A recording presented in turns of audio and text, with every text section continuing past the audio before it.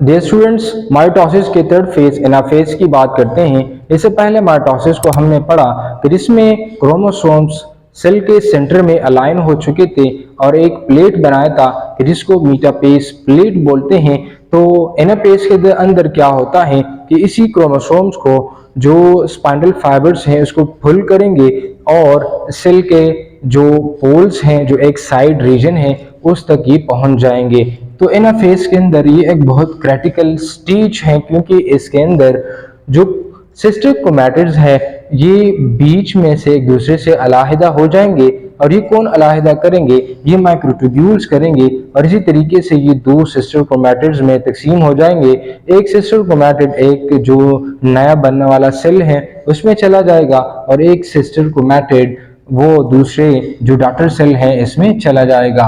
तो ये एक क्रिटिकल स्टेज है माइटोसिस का, क्योंकि इसमें जो क्रोमोसोम्स हैं वो काइनेटोकोर वाले रीजन पर एक दूसरे से सेपरेट हो जाते हैं, एक दूसरे से अलहदा हो जाते हैं।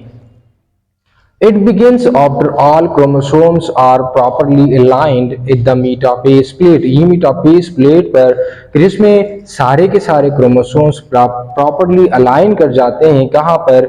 मीटापेज प्लेट पर। तो इसके बाद एनाफेज जो है वो शुरू होता है और ये थर्ड फेज है माइटोसिस का। The splitting of sister chromatids, इसमें सिस्टर क्रोमैटिड्स जो है वो एक दूसरे से अलहदा कर जाते हैं। कौन से रीजन पर? काइनेटोकोर वाली रीजन पर। The sister chromatids become the chromosomes of the daughter nuclei. जो डॉटर न्यूक्लियाई है ये उसके क्रोमोसोम्स का हिस्सा बन जाते हैं, यानी ये प्रॉपरली टू डॉटर सेल्स में चले जाते हैं और ये प्रॉपरली जो डॉटर सेल्स होते हैं उसके क्रोमोसोम्स इनसे फिर बन पाते हैं। The chromosomes are then pulled toward the pole by the fibers attached to the kinetochore of each chromosome।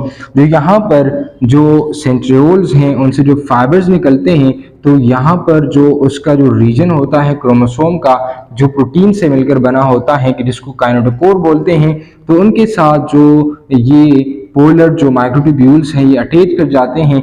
तो ये पुश करते हैं कुछ क्रोमोसोम्स बीच में से। मिसाल के तौर पर ये एक क्रोमोसोम्स हैं, इसके टू सिस्टर क्रोमैटिड्स हैं, तो उनके साथ ये जो फाइबर्स अटैच हैं तो ये यहाँ से बीच में से या ये एक दूसरे से सेपरेट कर जाएंगे। तो हाफ ऑफ द क्रोमोसोम्स इस तरफ चले आएंगे और हाफ ऑफ द क्रोमोसोम्स यानी क्रोमैटिड्स इस तरफ आएंगे। तो इसी तरीके से जो क्रोमोसोम्स हैं ये सेपरेट कर जाएंगे और half of the chromosomes one side यानी one pole of the cell में आ जाएंगे और जो हाफ ऑफ द क्रोमोसोम्स हैं वो इसी तरह opposite pole of the cells में चले जाएंगे। फिर इसी तरह प्रॉपरली जब कैरियोकाइनेसिस होगा तो ये वन सिस्टर क्रोमैटिड एक सेल में चला जाएगा और दो सिस्टर क्रोमैटिड वो दूसरे सेल में चला जाएगा। मिसाल के तौर पर अगर 4 क्रोमोसोम है तो चारों के इस तरह जो वन सिस्टर क्रोमैटिड है वो इसी तरीके से जुदा होंगे और चारों जो क्रोमैटिड्स हैं वो एक सेल में चले जाएंगे और 4 जो क्रोमैटिड्स हैं वो दूसरे सेल में चले जाएंगे। तो ये क्रिटिकल स्टेज है जिसमें मोस्टली क्या होता है, जो क्रोमोसोम्स होते हैं तो वो it is pulled by the centrioles and the fibres toward the opposite pole of the cell, जिसमें सेपरेशन ऑफ द क्रोमोसोम जो है वो वाक़या हो जाता है। यानी it is the phase in which splitting of the sister chromatid occur. और ये जो सिस्टर क्रोमैटिड्स होते हैं it become the chromosomes of the daughter nuclei. The spindle fibres pull the chromatids to opposite pole. जो spindle fibres होते हैं ये chromosomes के ऊपर यानी सिस्टर क्रोमैटिड्स के ऊपर प्रेशर डालता है और इस प्रेशर की वजह से ये जो क्रोमैटिड्स होते हैं, सिस्टर क्रोमैटिड्स होते हैं, ये काइनेटोकोर वाले रीजन पर एक दूसरे से सेपरेट कर जाते हैं और इसी के नतीजे में जो सिस्टर क्रोमैटिड्स होते हैं वो एक दूसरे से सेपरेट कर जाते हैं और पुलिंग के नतीजे में स्पाइंडल फाइबर्स के फोर्स की वजह से हाफ ऑफ द क्रोमैटिड अब इस सेल के इस जानिब चले जाएगा और हाफ ऑफ द क्रोमैटिड वो सेल के इस जानिब चला जाएगा। Once the chromatids are separated, they are called daughter chromosome। एक दफ़ा जब सिस्टर क्रोमैटिड एक दूसरे से अलहदा हो जाते हैं तो फिर इसको बोलते हैं डॉटर क्रोमोसोम। डॉटर क्रोमोसोम का मतलब ये है कि जो नए बनने वाली सेल है इसमें यही क्रोमैटिड वो चला जाएगा। Spindle fibres contract pulling the daughter chromosomes toward the poles. जो स्पाइंडल फाइबर्स होते हैं वो कंट्रैक्ट कर जाते हैं और इसी कंट्रैक्शन के नतीजे में जो डॉटर क्रोमोसोम्स होते हैं वो अपनी रिस्पेक्टिव पोल्स की जानिब धकेले जाते हैं। Daughter chromosome move to the opposite pole, ensuring each daughter cell receive a complete set of chromosome.